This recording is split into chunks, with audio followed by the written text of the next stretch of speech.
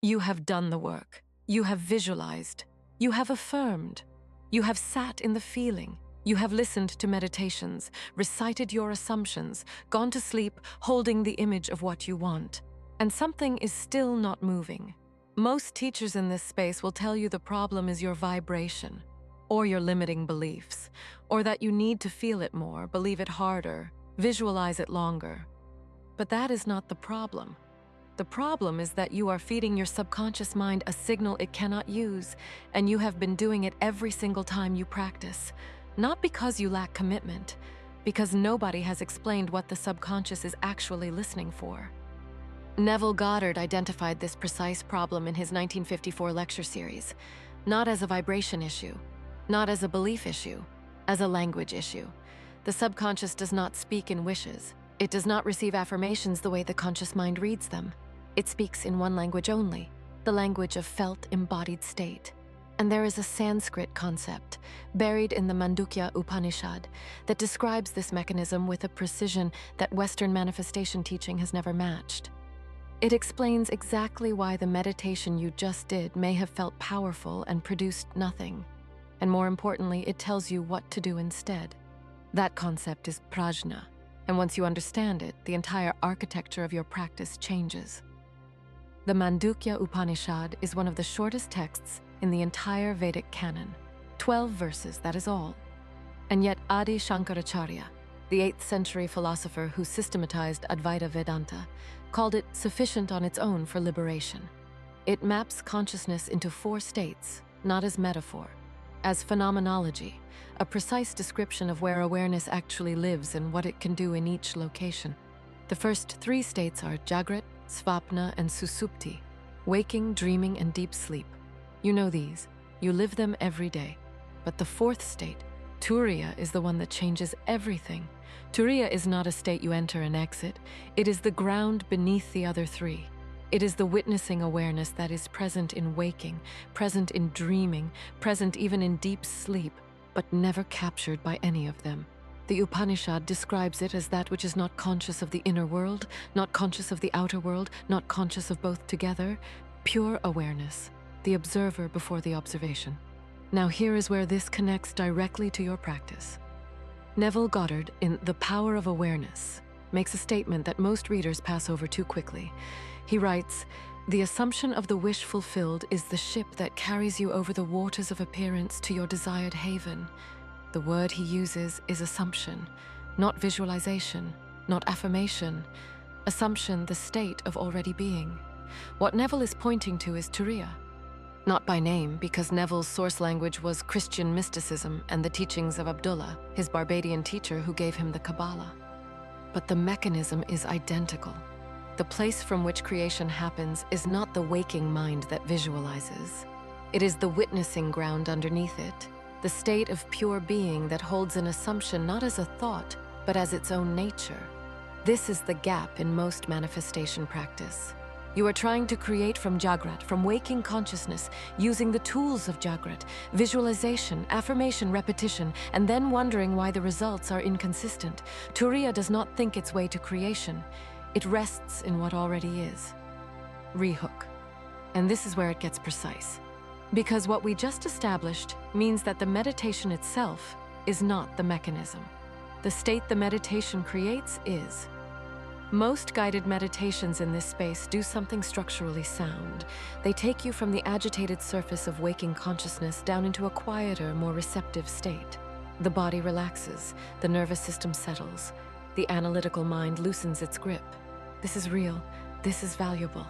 The Yoga Sutras of Patanjali describe this movement as pratyahara, the withdrawal of the senses inward, and it is the 5th of the 8 limbs of yoga for a reason.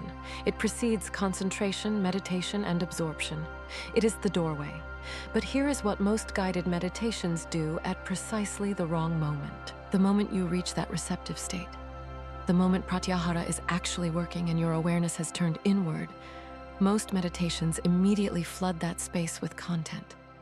Images of abundance, suggestions of success, affirmations of what you desire.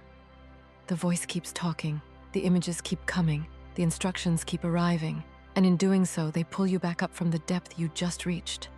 Patanjali calls the deep state samadhi, the absorption in which the object of meditation and the meditator become one, and the distinction dissolves.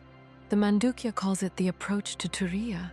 Neville calls it the state akin to sleep, that hypnagogic threshold where the subconscious is fully open and the assumption can be planted directly, without the interference of the doubting rational mind.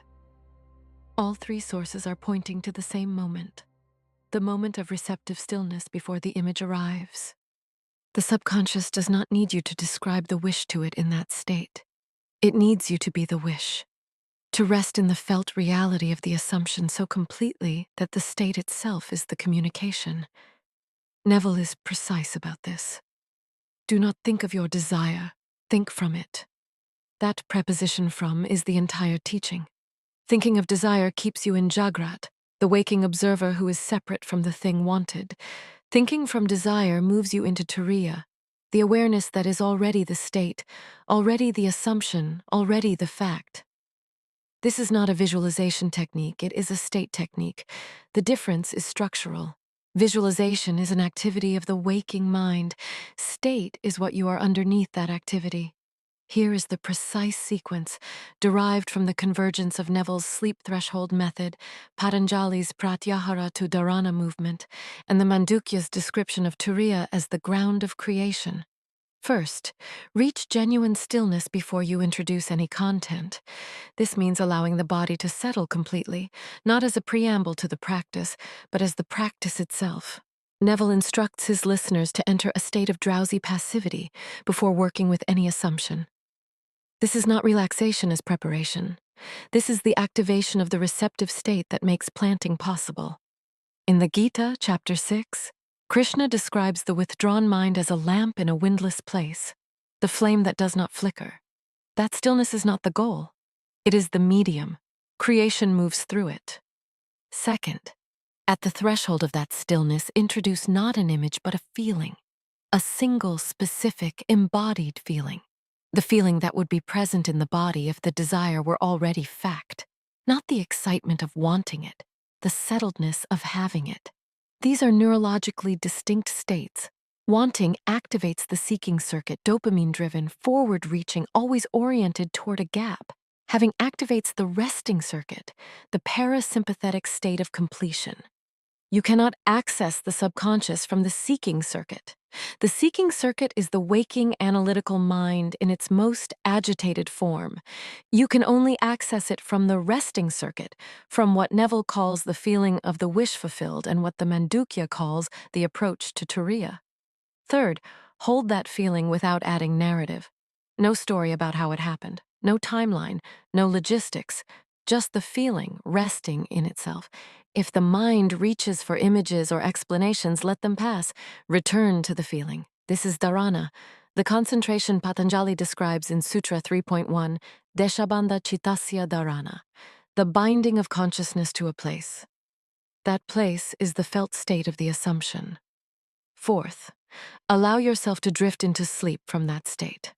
Neville is unambiguous on this point. The most powerful planting of an assumption happens at the boundary of sleep. Not because sleep is magical, because sleep is the moment when the analytical gatekeeper of the waking mind releases its grip completely. The subconscious receives, without resistance, whatever state you are in as you cross that threshold. Patanjali agrees. So does the Mandukya. So does every modern neuroscientist who has studied the hypnagogic state. Now the payoff. The thing the source transcript touches but never reaches. You are not creating something that does not exist. You are not attracting something from outside yourself. The Vedantic framework that underlies everything Neville taught is unambiguous on this point. Brahman, the infinite creative consciousness, is all that exists. The individual self, the Atman, is not separate from Brahman. It is Brahman appearing as a localized point of awareness. The Chandogya Upanishad states it in 3 words. Tat tvam asi, that thou art. The desire is not elsewhere. The desired state is already present as a potential within the same consciousness that is reading these words. Manifestation is not creation from nothing. It is recognition. The Sanskrit word the Upanishads use for this is pratyabhijna, recognition of what was always already the case. Neville says it this way. You are already that which you want to be. Your refusal to believe this is the only obstacle. Not insufficient belief in a future event. Refusal to recognize a present reality. The meditation, done correctly, is not a technique for building a better future. It is a method for dropping below the waking mind's insistence that the present is insufficient and resting, however briefly, in the truth that Turiya already knows, that consciousness is the substance of all that appears, that the assumption held in stillness is already the fact, and that the only thing the subconscious ever needed from you was not a louder instruction or a more vivid image, but a quieter, deeper, more complete surrender into the state of already being what you desire. The signal you have been sending is the signal of seeking. The signal that moves the world is the signal of having arrived. Go to the stillness, not to visualize, to rest in what is already true at the level that creates. That is the practice. That is what Neville meant. That is what the Upanishads mapped 2,500 years before Neville was born. The outer world is the mirror. Stop trying to change the mirror. Change the face that looks into it, and do it from the deepest stillness you can reach. Everything else follows. If this is the layer that was missing from your practice, watch the next video. It goes deeper into Neville's sleep threshold technique and the Yoga Nidra tradition that mapped the same method from the Vedic side. The link is here.